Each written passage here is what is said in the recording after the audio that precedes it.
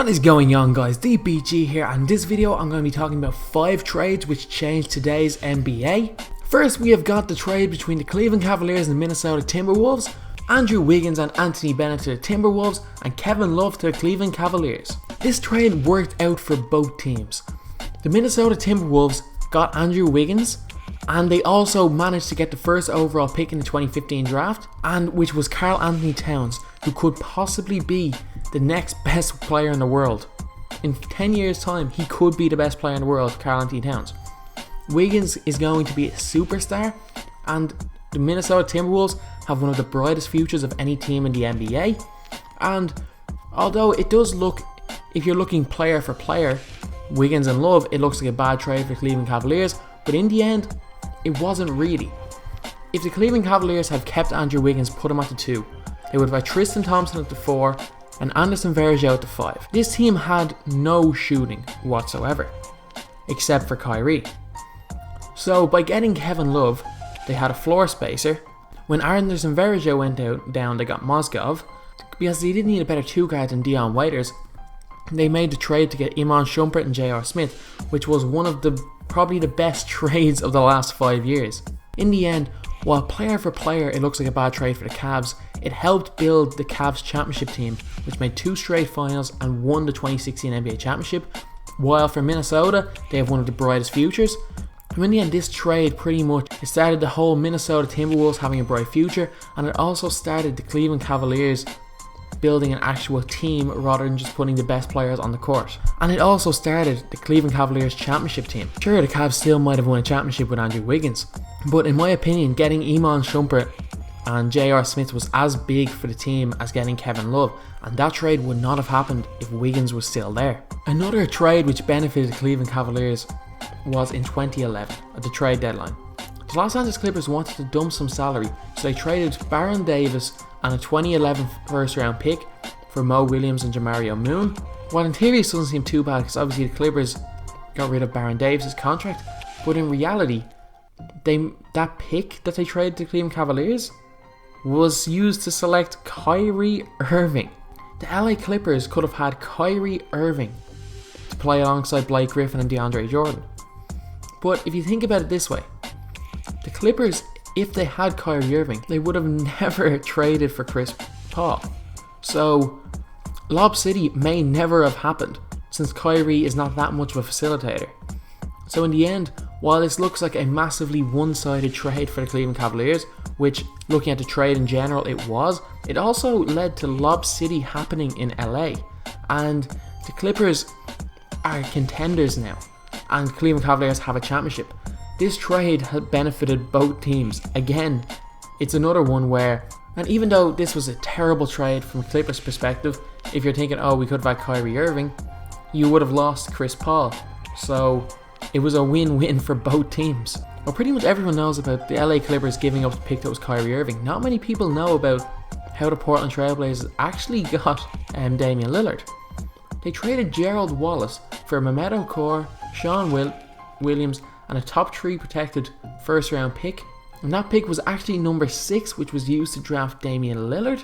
The reason the Nets made this trade was because Darren Williams is going to become a free agent, and the Nets want to do whatever they could to keep him. They made this trade to keep Darren Williams there, and it's also why they traded for Joe Johnson. But in the end, these trades really were so short-sighted. Damian Lillard is now one of the top point guards in the NBA, and Gerald Wallace isn't even in the league.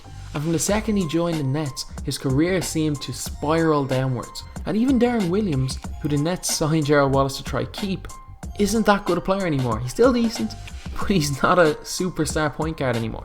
So in the end, this was a great trade for the Portland Trail Blazers, and it has made the Portland Trail Blazers a playoff team again. The Blazers are a very good team. They're CJ McCollum, Damian Lillard, Alan Crabb, and they're not going to compete in the West next year, but they're probably going to be a 5-6 seed again. And the Nets, well, giving up their future for a chance at winning a title hasn't seemed to work out for them, since now they have no draft picks, no future, and no decent players. Next we have one of the most infamous trades of the last 5 years. The Oklahoma City Thunder trading James Harden, Cole Aldridge, Jaquan Cook and Lazar Hayward. The Houston Rockets and the Oklahoma City got in return Jeremy Lamb, Kevin Martin, 2013 first round pick used on Steven Adams, 2014 first round pick used on Mitch McGary, and the second round pick used on Alex Abrines, who I have no idea who that he is. At the time, this did not look like that bad a trade for the Oklahoma City Thunder. And in 2013, I don't think it made that much of a difference to them. Because I think Kevin Martin at that stage was still an exceptional sixth man.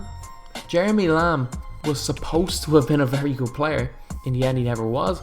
And Steven Adams has actually become a very good centre in the NBA and was unbelievable in the playoffs this year.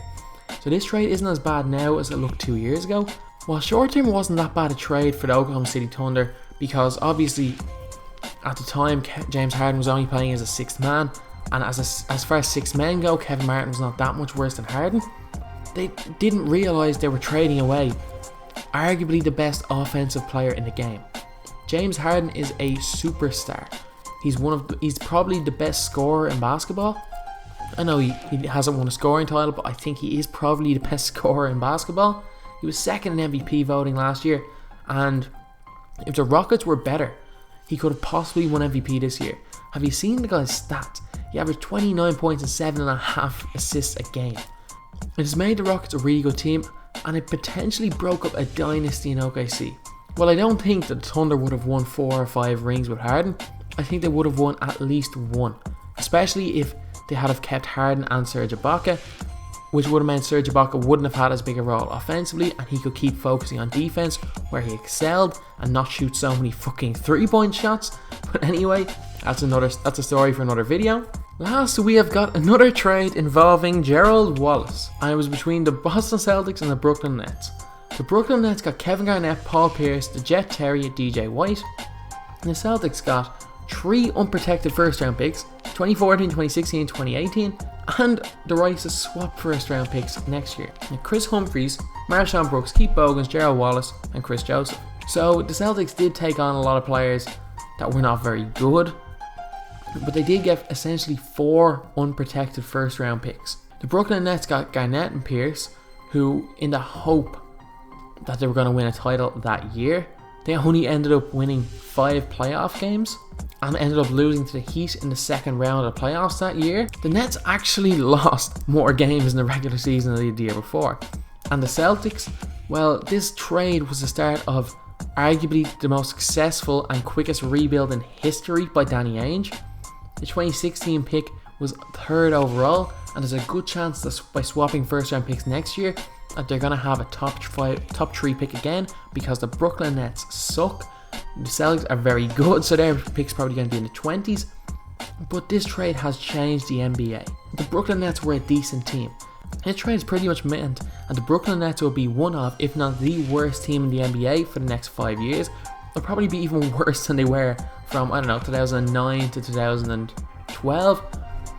And it gives the Celtics so many assets. The Celtics have enough assets to form another big 3 like they did with Garnett, Allen, and Pierce. The Celtics can trade for pretty much anyone they want, bar the likes of LeBron, Kawhi, bar any absolute untradeable pieces. They can trade for anyone. They have so many assets. They're young. The Celtics could possibly make the Eastern Conference Finals and get the first pick in the draft, and then use that first pick to trade for a superstar, make the finals, and still have the first pick in the draft the next year, because that's how much the Nets suck. So in the end, this trade has probably changed the NBA more than any other one that I can think of. This trade has made the Celtics the best up-and-coming team, while making the Nets arguably in the worst state of any franchise that I can remember, possibly ever. So anyway, that's the video. 2K16 is dead, so there's not going to be that many just straight gameplays, but I like making videos about the NBA. I have a good interest in it, so there'll be a lot more of these out in the coming days. So anyway, as always, thanks for watching. Please like, comment, and subscribe.